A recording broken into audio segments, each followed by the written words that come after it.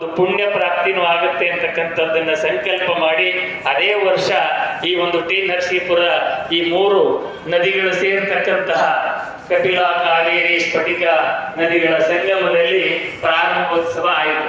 ಅಂದಿನಿಂದ 3 ವರ್ಷಕ್ಕೆ ಒಮ್ಮೆ ಇಲ್ಲಿ ಈ ಒಂದು ಸಂಗಮ ಕುಂಭಮೇಳ ನಡ್ಕೊಂಡು ಬರ್ತಾ ಇರ್ತಕ್ಕಂಥದ್ದು ನಿಮ್ಮೆಲ್ಲರಿಗೂ ಗೊತ್ತಿರ್ತಕ್ಕಂಥ ವಿಚಾರ. ಈ ವ್ಯವಸ್ಥೆಗಳನ್ನೆಲ್ಲ ಆದಿಚುಂಚನಗಿರಿ ಮಹಾಸಂಸ್ಥಾನ ಮಠದ ಈಗಿನ ಜಗದ್ಗುರುಗಳು ನೀವೆಲ್ಲ ನೋಡ್ತಾ ಇದ್ದೀರಾ.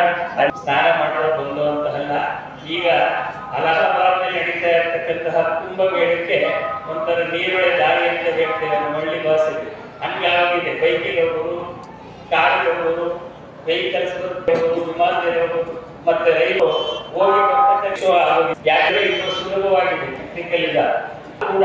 ಈ ಒಂದು ನಮ್ಮ ಕ್ಷೇತ್ರದಲ್ಲಿ ನಡೀತಕ್ಕಂತಹ ಒಂದು ಈ ಪುಣ್ಯಕರ ಇದು ಬಹಳ ಅತಿ ಶ್ರೇಷ್ಠ. ಇಲ್ಲಿ ನೋಡಿದಾಗ ಜನಗಳನ್ನ ಆಶ್ಚರ್ಯ ಆಗುತ್ತೆ, ಆನಂದನೂ ಆಗುತ್ತೆ. ಯಾಕೆ ಅಂತ ಹೇಳಿದ್ರೆ ಭಾರತ ಅಂದ್ರೆ ಯಾವತ್ತೂ ಬಂಜೆಯಲ್ಲ. ಅವಳು ನಮ್ಮ ಸನಾತನವನ್ನ ಇವತ್ತು ಕೂಡ ಕೆಲಸವನ್ನು ನಮ್ಮ ಎಲ್ಲರೂ ಕೂಡ ಯಾವುದೇ ಜಾತಿ ಮತ್ತು ಹಂತಗಳ ಭೇದವಿಲ್ಲದೆ ಇಲ್ಲಿ ಮಾಡ್ತಾ ಇರ್ತಕ್ಕಂಥದ್ದು ಇಡೀ ಪ್ರಪಂಚನೇ ಇವತ್ತು ತಿರುಗಿ ನೋಡತಕ್ಕಂತಹ ಕೆಲಸ ಹಾಗೂ ಇಲ್ಲಿ ನಡೀತಾ ಇರ್ತಕ್ಕಂಥ ಕುಂಭಮೇಳದಿಂದ ಗೊತ್ತಾಗ್ತಾ ಇದೆ. ನಮ್ಮೆಲ್ಲರ ಸರ್ವಶ್ರೇಷ್ಠವಾಗಿರ್ತಕ್ಕಂತಹ ಮಾನವ ಜನ್ಮವನ್ನು ಸಾರ್ಥಕ ಮಾಡಿಕೊಡೋದಕ್ಕೆ ಇವೆಲ್ಲ ಒಂದು ದಾರಿದೀಪವಾಗಿದೆ.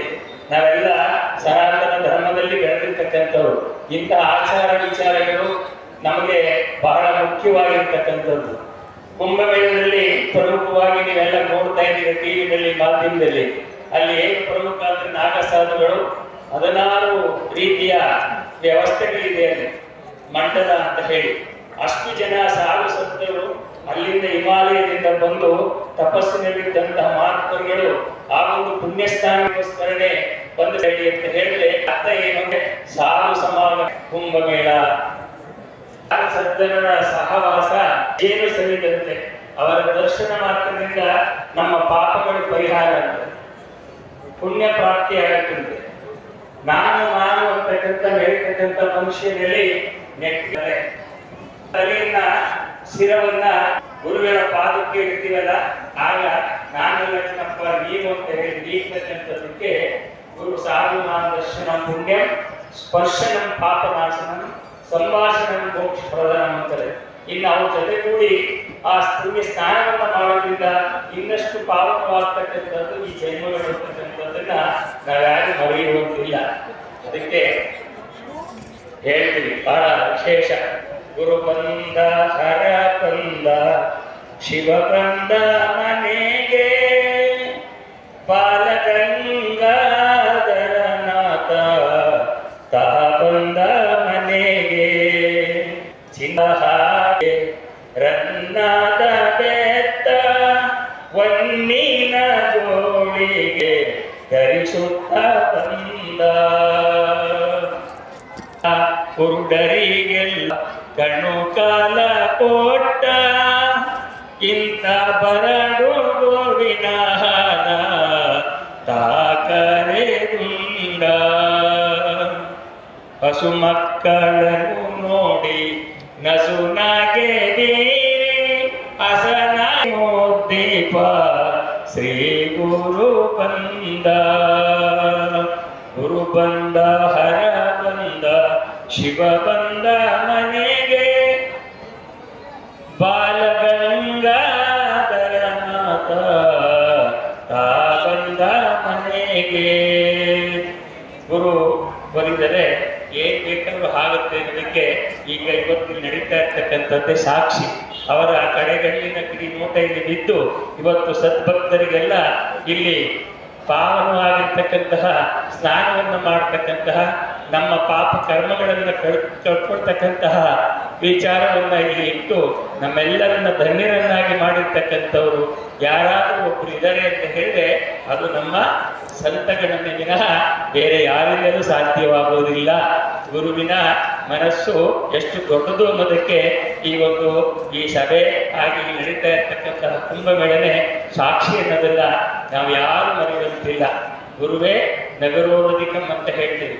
ಗುರುವಿಗಿಂತ ದೊಡ್ಡದು ಈ ಜಗತ್ತಿನಲ್ಲಿ ಯಾವುದೂ ಇಲ್ಲ. ಆದ್ದರಿಂದ ಬೇರೆ ಎಲ್ಲ ಮಾಡೋದಕ್ಕಿಂತ ಗುರುಗಳ ಸೇವೆಯನ್ನು ಮಾಡಿ ಅವರ ಆಶೀರ್ವಚನವನ್ನು ಪಡೆಯತಕ್ಕಂಥದ್ದು ನಮ್ಮೆಲ್ಲರ ಆದ್ಯ ಕರ್ತವ್ಯ ಅಂತಕ್ಕಂಥ ಮಾತನ್ನು ಹೇಳ್ತಾ ಭಗವಂತ ನಿಮ್ಮೆಲ್ಲರಿಗೂ ಆಯಸ್ಸು ಆರೋಗ್ಯ ಸಕಲ ಸಂಪತ್ತನ್ನು ಕೊಟ್ಟು ಸರ್ವರಿಗೂ ಸನ್ಮಾನಗಳು ಉಂಟು ಮಾಡಲಿ ಅಂತ ಹೇಳಿ ಹೃದಯದಿಂದ ಹಾರೈಸ್ತಾ ಇದ್ದೀನಿ. ಜೈ ಶ್ರೀ ಗುರುದೇವ್.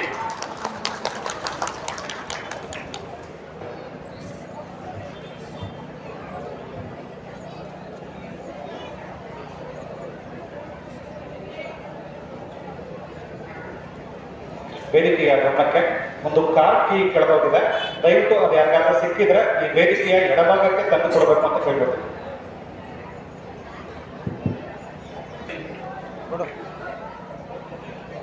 ಗಂಗಾ ಮಾತೆಯನ್ನು ಸ್ಮರಿಸಿಕೊಳ್ತಾ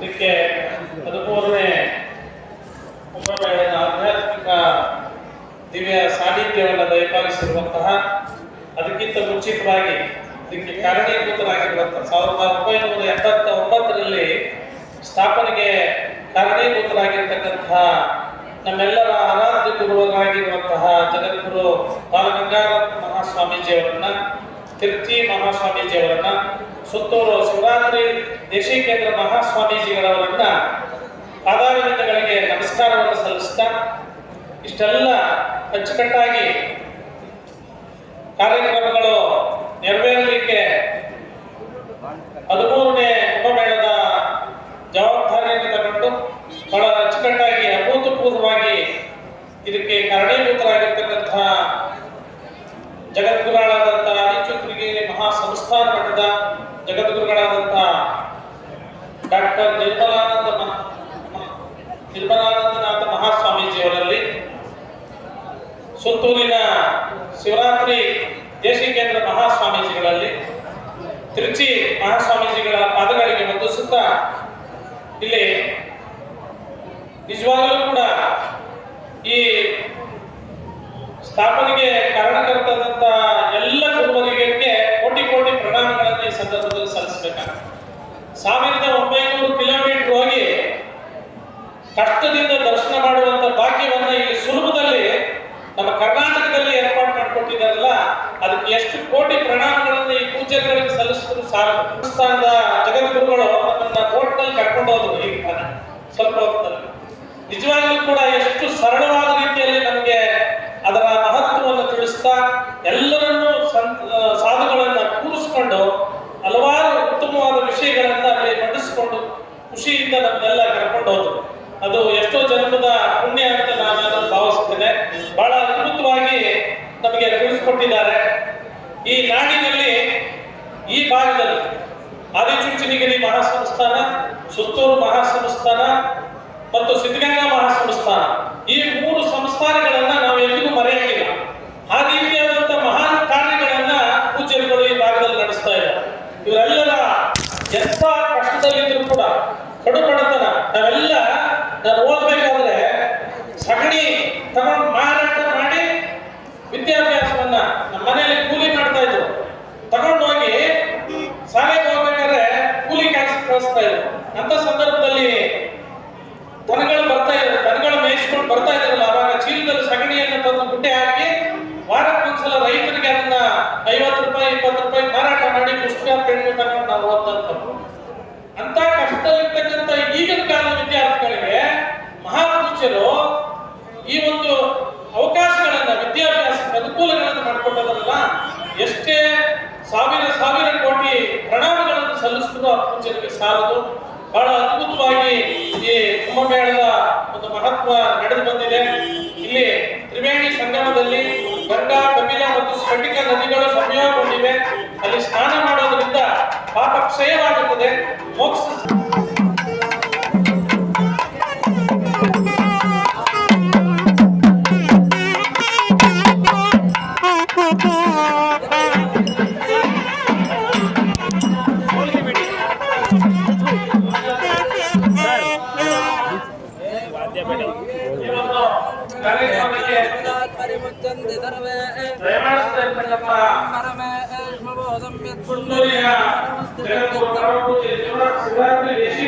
ಮಹಾಸ್ವಾಮಿಗಳ ಪಾದಗಳಿಗೆ ಕೋಟಿ ಪ್ರಣಾಮಗಳನ್ನು ಸಲ್ಲಿಸುತ್ತಾ ನಮ್ಮೆಲ್ಲರ ಪರವಾಗಿ ಅವರಿಗೆ ಸ್ವಾಗತವನ್ನು ಈ ಸಂದರ್ಭದಲ್ಲಿ ಬಯಸ್ತಾ ಇದ್ದೀನಿ. ಇದಕ್ಕೆ ಏನು 89ನೇ ಇಸ್ವಿಯಲ್ಲಿ ಇದು ಸ್ಥಾಪನೆಗೆ ಕಾರಣೀಭೂತರಾಗಿರ್ತಕ್ಕಂಥ ಪೂಜ್ಯರಿಗೆ ವಿಶೇಷವಾದ ಧನ್ಯವಾದಗಳನ್ನು ಈ ಸಂದರ್ಭದಲ್ಲಿ ಸಲ್ಲಿಸ್ತಾ ಇದ್ದೇವೆ.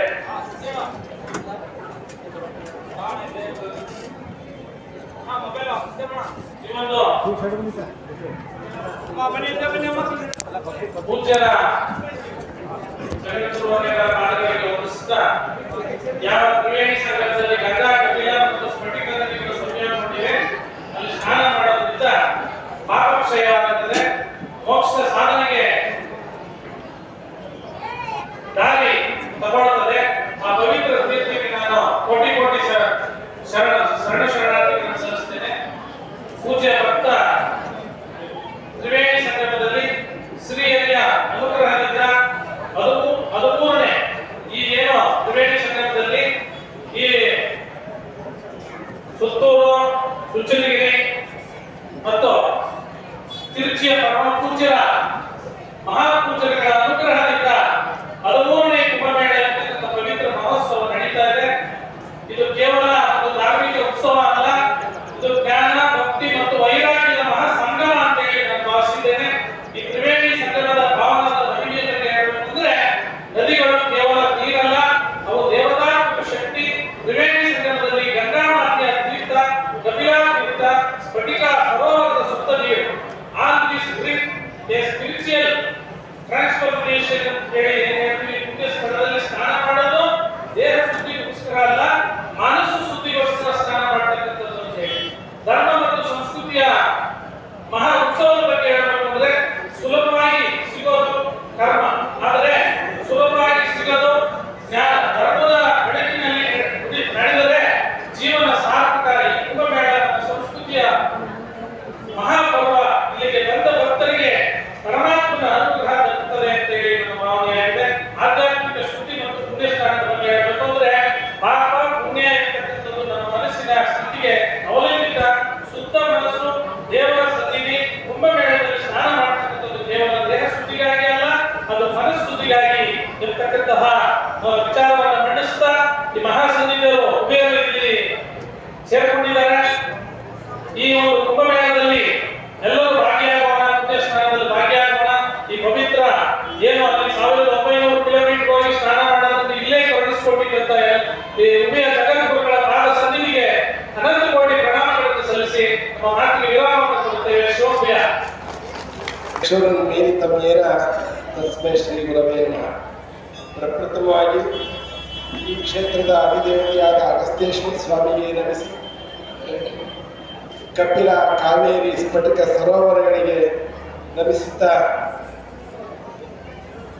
13ನೇ ಮಹಾಕುಂಭಮೇಳದ ದಿವ್ಯ ಸಾನ್ನಿಧ್ಯದಲ್ಲಿ ಈ ಪವಿತ್ರ ವೇದಿಕೆಯಲ್ಲಿ ಪೂಜ್ಯ ಜಗದ್ಗುರು ಶಿವರಾತ್ರಿ ದೇಶಿಕೇಂದ್ರ ಮಹಾಸ್ವಾಮೀಜಿಯವರು ದಿವ್ಯಾಶೀರ್ವಾದವನ್ನು ಮಾಡ್ತಾ ಇದ್ದಾರೆ, ದಿವ್ಯ ಸಾನ್ನಿಧ್ಯವನ್ನು ನೀಡಿದ್ದಾರೆ.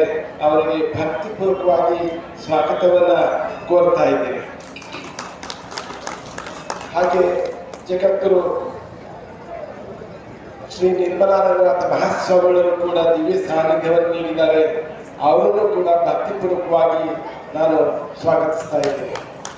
ಹಾಗೆ ನಮ್ಮ ಎಲ್ಲ ಸಂತ ಮಹಾತ್ಮರ ಸಮಾವೇಶ ಇಲ್ಲಿ ನಡೆದಿದೆ. ಇದು ಧರ್ಮಸಭೆ.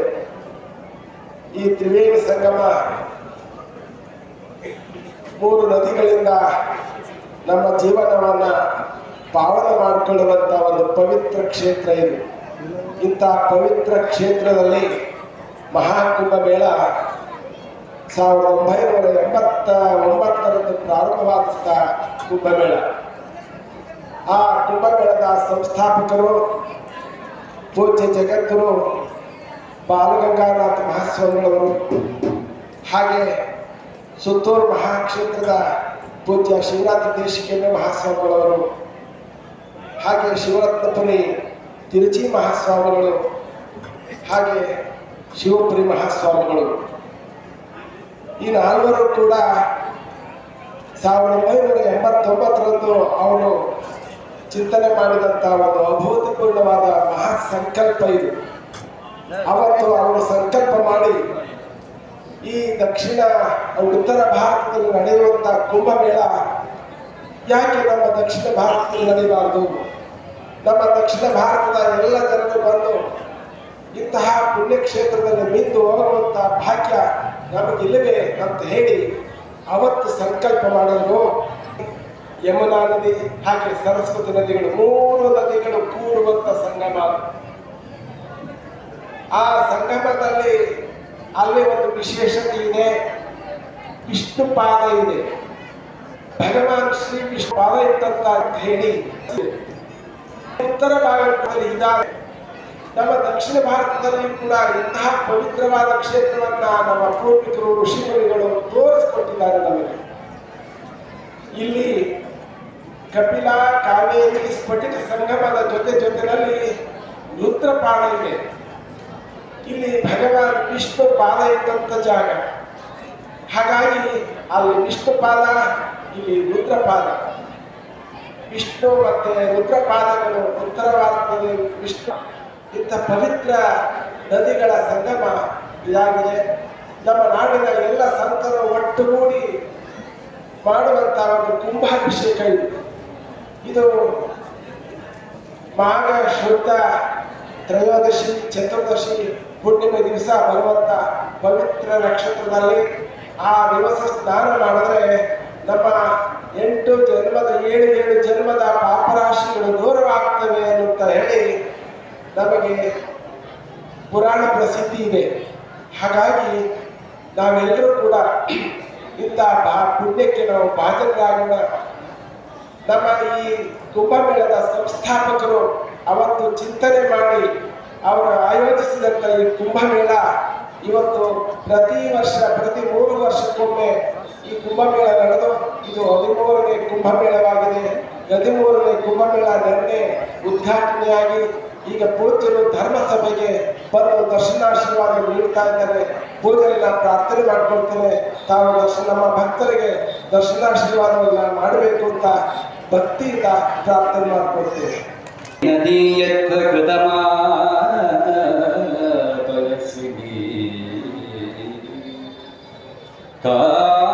ಕಾವೇರಿ ಚ ಮಹಾಪುಣ್ಯ ಪ್ರತಿ ಚ ಮಹಾನದಿ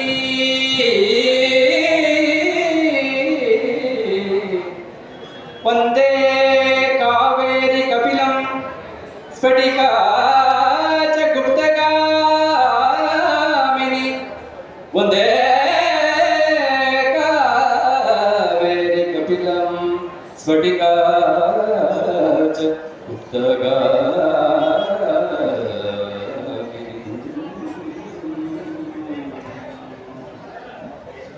ಸ್ನಾನವ ಮಾಡಿರೋ ಜ್ಞಾನತೀರ್ಥದಲ್ಲಿ ನಾನು ನೀನೆಂಬ ಅಹಂಕಾರವನ್ನು ಬಿಟ್ಟು, ಸ್ನಾನವ ಮಾಡಿರೋ ಜ್ಞಾನತೀರ್ಥದಲ್ಲಿ ನಾನು ನೀನೆಂಬ ಅಹಂಕಾರವನ್ನು ಬಿಟ್ಟು, ತಂದೆ ತಾಯಿಗಳ ಸೇವೆಗೊಂದು ಸ್ನಾನ, ಬದ್ಧನ ಮಾತು ಕೇಳುವುದೊಂದು ಸ್ನಾನ, ಮುದಣ ಮಾರ್ಗ ತಿಳಿಯುವುದೊಂದು ಸ್ನಾನ, ಮುದಣ ಮಾರ್ಗ ತಿಳಿಯುವುದೊಂದು ಸ್ನಾನ, ಇಂದಿರೇಶರ ಧ್ಯಾನವೇ ಗಂಗಾ ಸ್ನಾನ, ಇಂದಿರೇಶರ ಧ್ಯಾನವೇ ಗಂಗಾ ಸ್ನಾನ, ಸ್ನಾನವ ಅತ್ತೆ ಮಾವರ ಸೇವೆಗೊಂದು ಸ್ನಾನ, ಬಂಧನದವರ ಬಿಡಿಸುವುದೊಂದು ಸ್ನಾನ, ಕ್ಷೇತ್ರ ಪಾತ್ರರ ಸಹವಾಸ ಒಂದು ಸ್ನಾನ, ಕ್ಷೇತ್ರ ಪಾತ್ರರ ಸಹವಾಸ ಒಂದು ಸ್ನಾನ, ಪಾರ್ಥಸಾರಥಿಯ ಧ್ಯಾನವೇ ಗಂಗಾ ಸ್ನಾನ, ಪಾರ್ಥಸಾರಥಿಯ ಧ್ಯಾನವೇ ಗಂಗಾ ಸ್ನಾನ, ಸ್ನಾನವ ಮಾಡಿರೋ ತನ್ನೊಡು ತಾನೇ ತಿಳಿಯುವುದೊಂದು ಸ್ನಾನ, ಅನ್ಯಾಯ ನುಡಿಯದಿದ್ದರೆ ಒಂದು ಸ್ನಾನ, ಅನ್ಯಾಯ ಮಾಡದಿರಲು ಒಂದು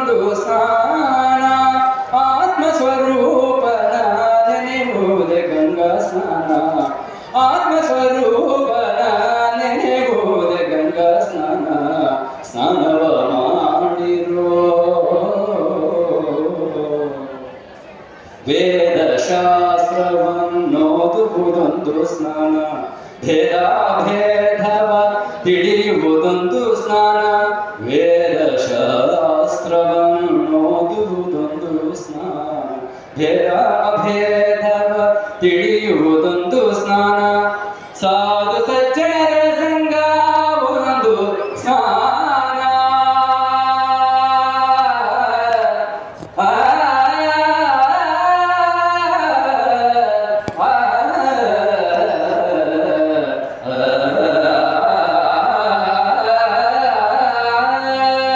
ಸಾಧು ಸಜ್ಜನರ ಸಂಗ ಒಂದು ಸ್ನಾನ, ಪುರಂದರ ವಿಠಲನ ಧ್ಯಾನವೇ ಗಂಗಾ ಸ್ನಾನ, ಪುರಂದರ ವಿಠಲನ ಧ್ಯಾನವೇ ಗಂಗಾ ಸ್ನಾನ. ಸ್ನಾನವ ಮಾಡಿರೋ ಜ್ಞಾನತೀರ್ಥದಲ್ಲಿ ನೀನೆಂಬ ಅಹಂಕಾರವನ್ನು ಬಿಟ್ಟು